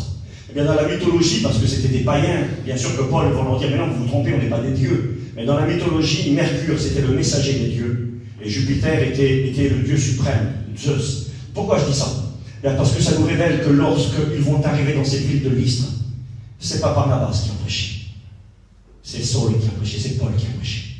Et quelque part, moi j'ai écrit ça, à notre compréhension à nous, quand il faut faire la réunion, œuvre d'évangélisation, allez, grande réunion, mission, 500 personnes, 1000 personnes, le pasteur ancien il est là, l'étudiant est sur le côté, qui c'est qui fait la réunion ce soir? Et l'ancien qui regarde le petit, et qui reconnaît les capacités, qui reconnaît ce que Dieu a mis dans le cœur de l'autre qui est à côté, qui lui dit, allez vas-y petit, c'est toi qui prêches ce soir. Mais non, c'est pas moi qui prêche, c'est toi l'ancien, c'est toi le vieux, c'est toi qui es venu me chercher, c'est toi qui es venu me prendre, je te dois tout, je suis rien moi. Écoute, t'es rien, t'as raison, moi aussi je suis rien. Mais moi je reconnais ce que tu as, je reconnais tes capacités, je suis pas gêné que tu fais mieux que moi. Quel ancien? C'est beau un ancien comme ça, un ancien capable de dire au petit, écoute vas-y, c'est toi qui prêches. C'est toi qui annonce. Je vois ce que tu as reçu. Je vois tes capacités dans l'enseignement. Je vois ta connaissance, ton sérieux, ta consécration. Vas-y, ça ne me dérange pas que moi je fais rien. C'est pas toujours comme ça. Quand on voit un frère qui a des capacités que nous on n'a pas, au lieu de lui dire vas-y, je sais pas faire, parfois on lui marche sur la tête. Ou alors on le pousse. Qu'est-ce que tu fais? C'est à moi la place. Tu ne vas pas prendre la place comme ça. Ça on a des problèmes parfois. Je ne veux pas aller trop loin et puis dire d'autres choses, mais on a des problèmes parfois dans les églises à cause de cela, la rivalité entre les frères. Je veux être le premier, je ne reconnais pas que l'autre peut faire, je ne veux pas d'autre. Parfois on est des Saül. Quand on écoute les jeunes filles chanter le cantique et dire Saül a tué 1000 hommes, c'est un compliment. Ça veut dire Saül est un grand homme de guerre. Dieu l'accompagne. Il est allé à la guerre, il a été capable de terrasser 1000 hommes. C'est pas rien, il faut être un héros pour terrasser 1000 hommes. Mais le peuple reconnaît, et ils disent, mais David en a tué 10 000. Ils sont en train de dire à Saül, toi, ton gendre, toi, t'es un homme vaillant, mais ton gendre est plus vaillant que toi. Ton gendre, il est meilleur que toi. Et là, quand il écoute ça, Saül, il peut pas. Il peut pas. Il dit quoi? Il est meilleur que moi? Vous allez voir s'il est meilleur que moi. Je vais le tuer. Et il veut tuer son gendre. Parfois, dans nos églises, des fois, il y en a qui veulent tuer les autres. Peut-être pas physiquement, mais spirituellement, moralement. Les démolir, les casser, nuire à leur témoignage. Parce que l'autre fait ce que toi, tu ne peux pas faire. Barnabas, c'est pas ce cas-là. Barnabas, c'est l'homme Saint-Esprit. C'est l'homme, ça ne gêne pas de devenir numéro 2. Barnabas, ça ne fait rien. Ils mettent ton étudiant avant toi. Ils le mettent à l'honneur. Ils parlent de lui avant. Ils disent maintenant, Paul et Barnabas, ça ne te dérange pas? Non, ça ne me dérange pas. Ça ne me dérange pas d'être un numéro 2. Ce qui compte pour moi, c'est de faire ce que Dieu veut de moi. Ce qui compte pour moi, c'est d'être fidèle. C'est d'accomplir la volonté de Dieu. C'est d'être utile entre les mains de Dieu. Si Dieu veut élever Paul, bien tant pis. Si Paul prêche mieux que moi, bien tant mieux. Si Paul enseigne mieux que moi, bien tant mieux. Ça ne me dérange pas. Oui, mais rien du tout. Ça ne me dérange pas. De devenir le 2, le 3, le 4, je m'en fiche. C'est qu'on en a besoin dans nos églises des organismes. J'avance avec vous quelques minutes. Dans les Actes au chapitre 15, il va y avoir malheureusement à ce moment-là une cassure entre l'équipe Paul et Barnabas. Paul, il doit tout à Barnabas, nous l'avons vu. Il n'est rien, c'est un ancien meurtrier, un assassin, l'ennemi de l'Église. Il se convertit, Dieu lui fait grâce, personne n'en veut. À Jérusalem, personne n'en veut, les pasteurs n'en veulent pas, les apôtres n'en veulent pas. Au bout de 15 jours, on lui dit dégage, retourne chez toi. Paul est là, seul, rejeté, méprisé. Barnabas viendra le chercher. Il va s'occuper de lui, il va l'intégrer dans l'équipe pastorale. Il deviendra apôtre avec lui, il le fera prêcher, il l'encouragera, il acceptera de devenir un numéro 2. Puis il est écrit qu'ils vont partir dans un voyage missionnaire ensemble. Paul, Barnabas. Et puis Barnabas, parce qu'il a un grand cœur et qu'il aime les frères et qu'il veut engager dans l'œuvre de Dieu ceux qui l'entourent, même les petits, même les faibles, même les incapables, il est écrit qu'il va prendre avec lui son cousin Marc. Marc, c'est le cousin de Barnabas. Puis il a son petit cousin, Jean surnommé Marc, qui le prend avec lui. Et puis c'est vrai qu'il est faible. Marc, c'est un faible. C'est quelqu'un qui veut bien suivre le Seigneur, travailler pour Dieu, mais quand tout va bien. Et quand il y a un petit peu de contrariété, un petit peu de soucis, un peu de difficulté, Marc ne veut pas aller plus loin. Et puis il est écrit malheureusement que, vous lirez chez vous, Acte 13, verset 5, ils avaient Marc pour aide, il est parti dans l'œuvre missionnaire, et qu'est-ce qu'il va faire Marc en chemin? Il va abandonner Paul et Barnabas.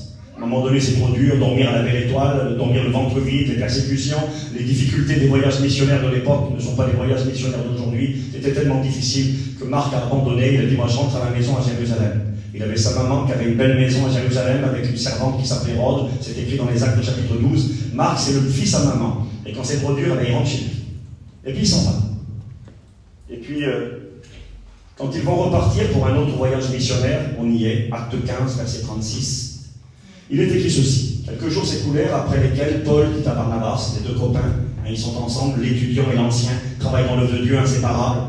Paul dit à Barnabas, retournons visiter les frères dans toutes les villes où nous avons annoncé la parole du Seigneur pour voir en quel état ils sont. Paul a un bon désir, il veut aller voir, faire un autre voyage missionnaire, voir les chrétiens, voir l'église, les encourager, les exhorter, les relever.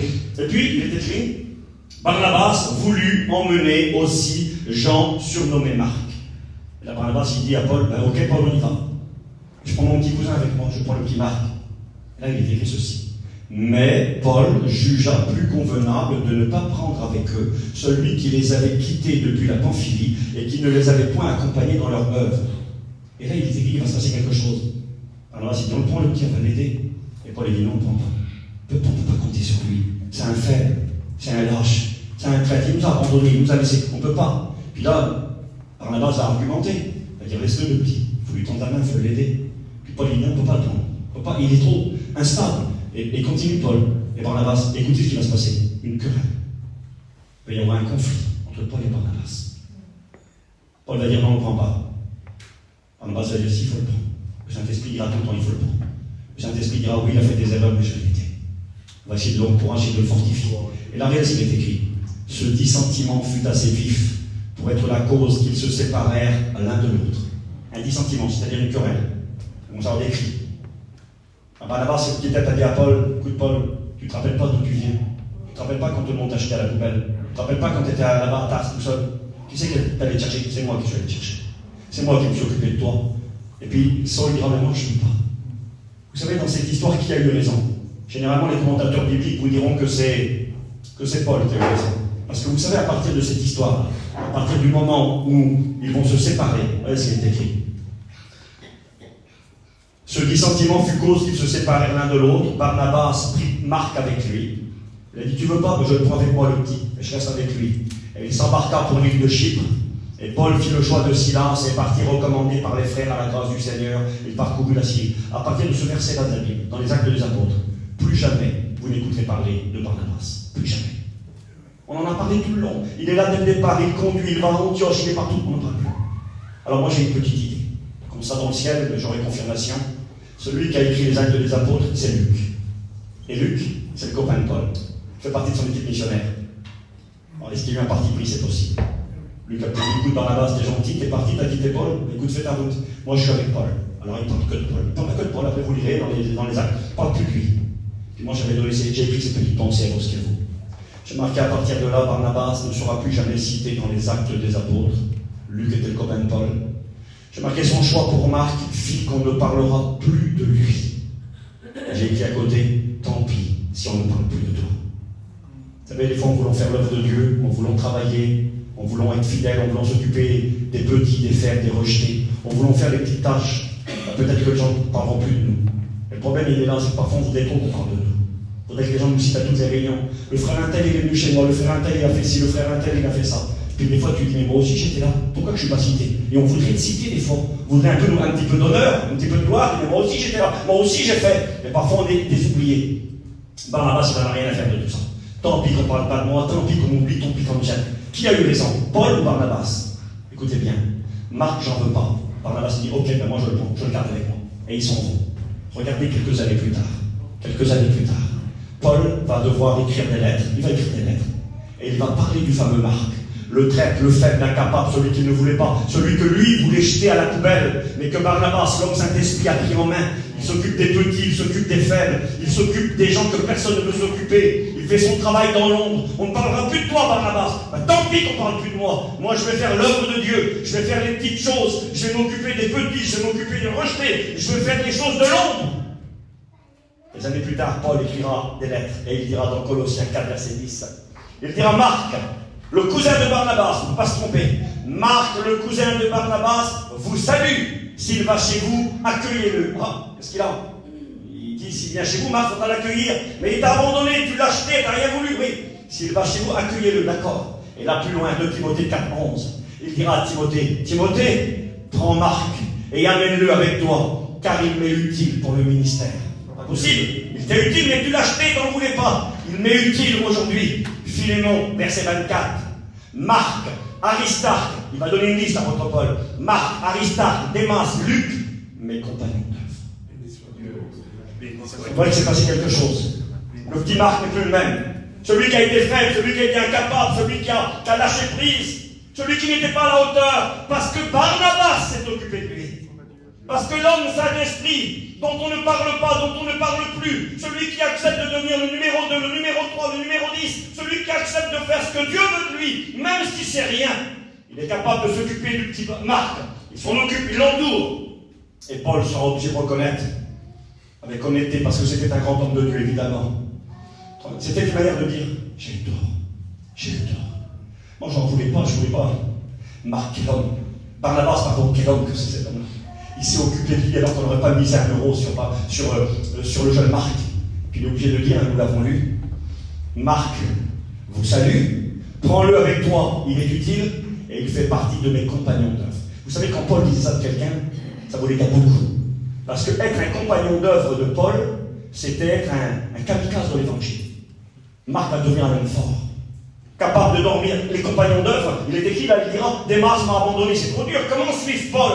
Paul, il prend des coups, il ne mange pas, il dort dehors, il se fait lapider, on le tue à coups de pierre, à coups de bâton, il se lève, il prêche, il va faire des réunions. On ne pouvait pas suivre Paul. Il dira, je ne fais aucun cas de ma vie, il fallait être comme lui. C'était un kamikaze de l'évangile. Et Marc le faible, Marc le lâche, Marc le traître, parce que Barnabas va s'occuper de lui, va devenir un compagnon d'œuvre, va devenir d'une utilité très grande dans l'œuvre de Dieu, et il écrira l'évangile de Marc. Nous devons les lettres de Paul à Barnabas qui s'est occupé de lui, patiemment. Nous devons l'évangile de Marc, qui a été le premier évangile, à Barnabas. Parce que sans Barnabas, il n'y a pas de Paul. Sans Barnabas, il n'y a pas de Marc. Et je crois que dans nos églises, je me dépêche pour terminer, c'est ce que Dieu recherche plus que tout aujourd'hui. Et le problème, on veut tous être des Paul. Le problème, on veut tous être des numéros 1. On veut tous avoir la place d'honneur. Je m'excuse en disant cela, j'exagère évidemment. Mais accepter de faire sans être vu, accepter de faire sans être considéré, accepter de faire des petites choses.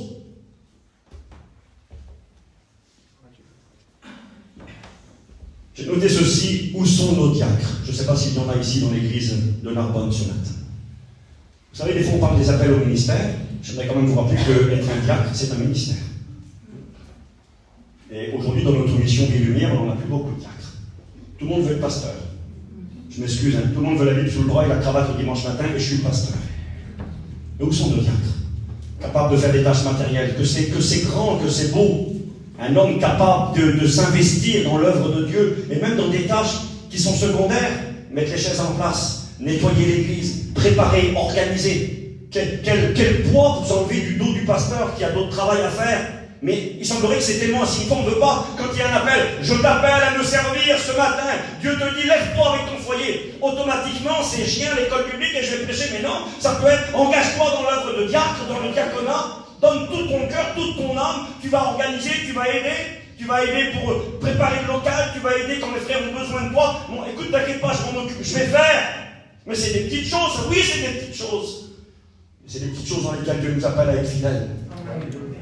Où sont les fidèles dans les petites choses? Où sont ceux qui acceptent d'être dans l'ombre, sans être vus ni reconnus, mais qui agissent? Où sont ceux qui sont heureux d'être des numéros 2, des numéros 3 et même le numéro dernier, si c'est la volonté de Dieu? Diotrephe, c'est qui cet homme-là? Jean nous en parle, 3e épître de Jean, chapitre 1er, verset 9. Jean dira ceci: j'ai écrit quelques mots à l'Église, mais Diotrephe, qui aime à être le premier parmi eux, ne nous reçoit pas. Il voulait être le numéro 1, Diotrephe, c'est marqué noir sur blanc. Il aime à être le premier. Eh bien, il ne nous reçoit pas. Quand on veut être le premier, on ne reçoit pas les frères. On n'est pas d'accord. J'ai presque fini. Regardez ce que David dira, psaume 131, versets 1 et 2. Je ne cherche pas à faire des choses extraordinaires, ni des actions magnifiques qui me dépassent. J'ai marqué signé le roi David. Le roi David. Il dit, moi, je ne cherche pas à faire des grandes choses extraordinaires, ni des actions magnifiques qui me dépassent. Ne cherchons pas à faire des choses extraordinaires. Ne croyez pas que l'œuvre de Dieu, c'est ce qui brille, c'est ce que tout le monde voit. Ne croyez pas que l'œuvre de Dieu, c'est les grands noms, les grands titres, les grandes soirées. Béni soit Dieu, on peut faire une grande soirée, on peut louer une grande salle et puis se retrouver à 3000 à l'intérieur. Béni soit Dieu. Et l'œuvre de Dieu, ça se fera entre toi et ta petite famille. Toi, chez toi, tout seul. Toi, en train de visiter quelqu'un dans une maison. Toi, en train de prier pour quelqu'un que personne ne fait qu'à lui. Toi qui encourage, toi qui pousse, toi qui va visiter. Toi qui ne fais pas de bruit dans l'ombre. C'est l'œuvre de Dieu. Romains 12, verset 16. N'aspirez pas à ce qui est élevé, mais laissez-vous attirer par ce qui est humble. La traduction par Olivier, elle dira, ne cherchez pas de grandes choses, mais laissez-vous attirer par ce qui est simple. Ne vous prenez pas pour des sages. Je crois qu'il y a trop de gens qui se prennent pour ce qu'ils ne sont pas. Amen. Si quelqu'un croit être quelque chose, croit qu'il ne soit rien, dira l'apôtre Paul, il s'illusionne lui-même. On croit qu'on est quelqu'un. On croit lui-même, mais moi je suis rien. Et quand tu dis Seigneur, je suis rien. Je ne suis même pas numéro 2, je suis un numéro 0, je suis rien. Mais Seigneur, je vais faire quelque chose pour toi. Je comprends ta parole ce matin, dans l'œuvre de Dieu, tu as besoin des hommes et des femmes, il en cherche. Vous savez qui il cherche? Béni soit Dieu, parce qu'il y aura, c'est inévitable, il y aura des Paul, il y aura des Pierre, il y aura des gens, ceux dont on parle plus. Ce matin, je vous ai parlé de Jimmy, du président, il est mort aujourd'hui, il parle quoique mort, parce qu'il nous a marqués. Il a fait partie des colonnes de notre mission, de ces grands hommes de Dieu, les Paillons, les Jimmy, les Balo, les Tarzan, les Clément Le Gossec. Béni soit Dieu pour ces hommes qui ont été des grands hommes de Dieu. Un jour, j'ai dit ça à quelqu'un. Je lui ai dit, c'était les grands hommes de Dieu. Et c'est un frère qui est futur étudiant. Il m'a regardé avec des gros yeux. Il m'a dit, pourquoi ça existe, les grands hommes de Dieu? Je lui ai dit oui. Je lui ai dit, les grands hommes de Dieu, ce sont ceux qui ont été les plus petits. Ce sont ceux qui ont payé le prix que personne n'aurait voulu payer. Paillon était un grand homme de Dieu parce qu'il passait des nuits complètes avec une bougie à lire la Bible pour enseigner le peuple. Alors si tu veux être un Paillon, passe des nuits à lire la Bible. Tu veux être un grand, Jésus a dit le plus grand parmi vous. Ça existe, le plus grand parmi vous sera le plus petit, il servira tous les autres. Alors il y a des hommes qui nous ont marqués, parce qu'ils ont été petits. Parce qu'ils ont été capables de servir, capables d'être fidèles, capables de partir dans l'œuvre de Dieu sans argent, sans rien manger, et passer des journées à se consacrer, alors que les autres vivaient pour eux-mêmes, à travailler, à gagner des sous, à acheter des terrains, des maisons. Eh bien, Payon, quand il est parti, j'en ai parlé hier soir, quel héritage il a laissé? Il avait une caravane de 4 mètres, un petit bout d'auto qui marchait quand elle avait le temps, il n'avait rien du tout. Mais quel héritage spirituel qu'il nous a laissé. Alors si tu veux être un grand comme Payon, fais comme lui, donne toute ta vie. Un jour, il y a un pasteur qui est arrivé dans une église, c'était un pasteur de renom, par sa consécration, par son sérieux, par l'œuvre que Dieu veut faire à travers cet homme, j'ai fini. Et quand il est arrivé, un jeune frère est arrivé vers lui, je crois que c'est un étudiant, il lui a dit au pasteur, je donnerai tout ce que j'ai pour devenir comme vous. Et le pasteur l'a regardé avec beaucoup de sérieux, il lui a dit, mon fils, c'est ce que j'ai fait, j'ai tout donné pour être ce que je suis. Ah oui, on voudrait être des grands. Moi, je ne veux pas être l'apôtre Paul. L'apôtre Paul, vous lisez de Corinthiens 11, il s'est fait massacrer, il s'est fait tuer, il a refusé de se marier, il a tout donné pour l'œuvre de Dieu, et il mourra en martyr décapité. S'il y a un candidat pour être Paul, allez-y. On ne sera jamais des Paul, on ne sera jamais des Pierre, on ne sera jamais des gens, mais on peut être des Barnabas. Les oubliés dont on ne parle pas, les petits qui font le travail dans l'ombre, et qui, s'ils ne sont pas là, les Paul ne sont pas là, les Marc ne sont pas là. Barnabas est une pièce angulaire principale. Où sont nos Barnabas, nos hommes Saint-Esprit, agents divins, consolateurs, agissant dans l'ombre, méconnus, loin des projecteurs? Ça m'a plu, ça, j'ai écrit ça. Jésus a choisi ses parents. Nous, on n'a pas choisi nos parents. Hein. On est arrivé sur la terre, voilà, on est là. Nos parents sont ce qu'ils sont, nous les aimons. Nous devons les honorer et les respecter. Béni soit Dieu. Jésus lui a choisi ses parents. Il est dans le ciel, il va bien être sur la terre, et il va choisir sa mère, et il va choisir son père adoptif. Il va choisir Marie. Elle va être choisie. Hein, tu es bénie entre toutes les femmes parce qu'une grâce t'a été faite. Elle n'est pas pleine de grâce, hein. Elle a reçu une grâce, un cadeau immérité. Eh bien, la maman de Jésus, Marie, c'est une petite femme malheureuse. C'est des petits malheureux, ils vivent à Nazareth là-bas, dans un tout perdu, au milieu de nulle part. Il y a 200 personnes qui habitent là. Ils n'ont pas d'argent. Il est écrit que quand Jésus va naître, qu'il va falloir offrir le sacrifice obligatoire dans le temple, eh bien, on offrait un agneau. Mais la Bible avait précisé que si c'était des gens qui n'avaient pas d'argent, des gens démunis, ils avaient le droit d'offrir 2 petits pigeons. C'est écrit dans l'évangile de Luc que quand on va venir au temple pour présenter le Seigneur à l'Éternel, ils offrirent 2 petits pigeons. C'était des malheureux. Il a choisi ses parents, le Seigneur. Et puis je m'excuse de dire ça. Il n'a pas choisi des grands. Il n'a pas choisi des gens de renom. Il n'a pas choisi de vivre à Jérusalem dans un grand palais. Il a choisi de naître dans une étable à Bethléem parce que les parents n'avaient pas de sous, ils n'avaient rien. J'ai marqué Jésus a choisi ses parents, sa maison, son lieu de naissance. Il a choisi que des petites choses. Romains 12, verset 16. N'aspirez pas à ceux qui est élevé, mais laissez-vous attirer par ceux qui est humble. Vous savez, c'est important ce que je vous dis ce matin. Vous êtes capable en sortant d'ici ce matin de dire oui, Seigneur, je vais faire pour toi. Je ne ferai peut-être pas les grandes choses, on ne parlera peut-être jamais de moi. Je suis peut-être un inconnu, la mission ne me citera jamais. Je te promets que si tu es prêt à tout donner à Dieu, et prêt à être fidèle dans les petites choses, je ne sais pas ce que Dieu sera capable de faire avec toi. Mais Dieu veut des hommes et des femmes comme ça. Notre mission, elle est née.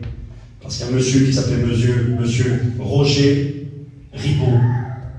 Qui c'est Roger Ribot? Vous ne savez pas qui c'est? Roger Ribot, c'est le monsieur qui a donné le Vie Prospectus à Asie Duville sur le marché à Lisieux là-bas. C'est pas un grand monsieur, la plupart ne savent pas qui c'est.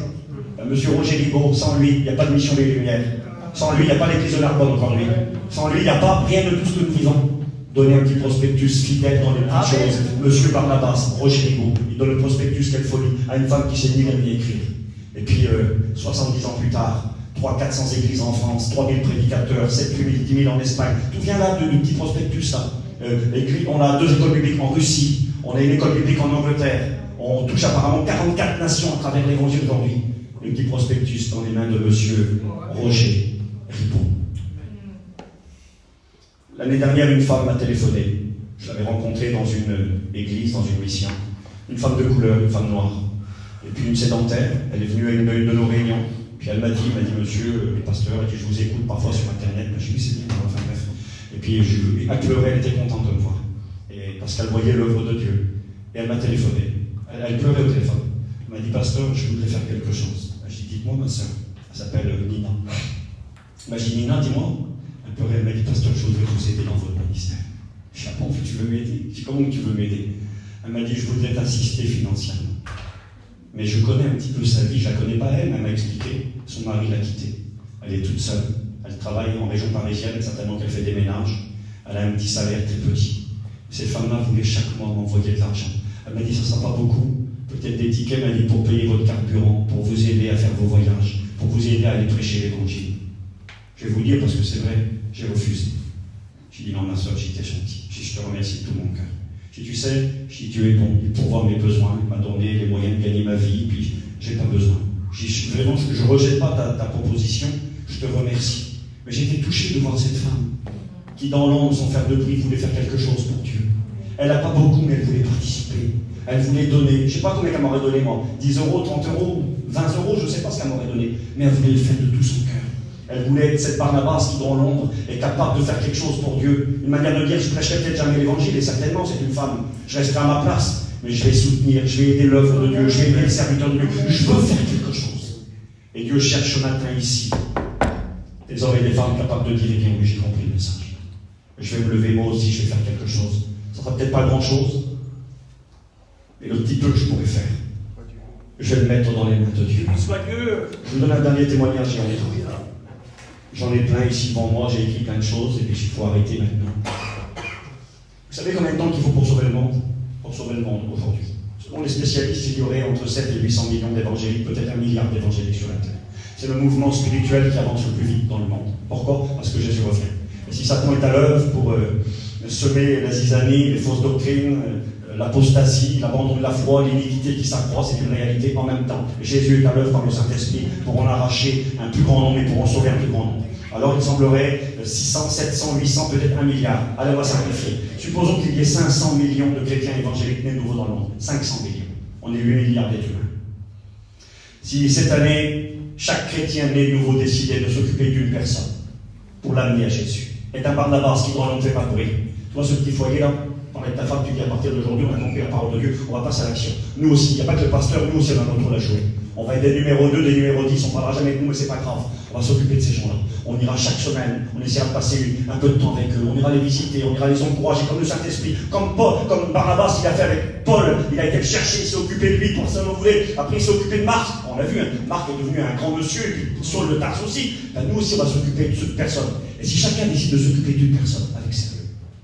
On a une église dans les pays de l'Est là-bas, eh bien il n'y avait rien, un pays très très difficile, fermé, ils ont mis une petite toile de tente. Et puis dans cette salle, en quelques années, ça a multiplié, je ne sais plus, 1200 places, plus 1500 places. Ils ont construit un grand bâtiment. On a demandé au pasteur la clé de la réussite. On dit, pasteur, comment ça se fait que ça marche comme ça chez vous? Comment ça se fait dans les pays de l'Est, c'est tellement dur? On a des églises depuis 30-40 ans, il y a 20-30 personnes. Comment vous avez fait pour avoir des milliers de membres et un grand bâtiment? Et il a dit, c'est simple.